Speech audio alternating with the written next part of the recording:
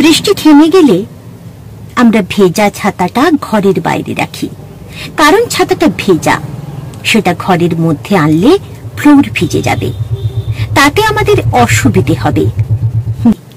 কিন্তু ওই ছাতাটাই আপনাকে বৃষ্টিতে ভিজতে দেয়নি। আপনিও কি ওই ছাতার মতন সবাইকে শুধু দিয়েই যাচ্ছেন? ডোন্ট বি দ্যাট আমব্রেলা, যাকে শুধু মানুষ কষ্টের সময় মনে করে আর ভালো সময়ে মনে রাখে না।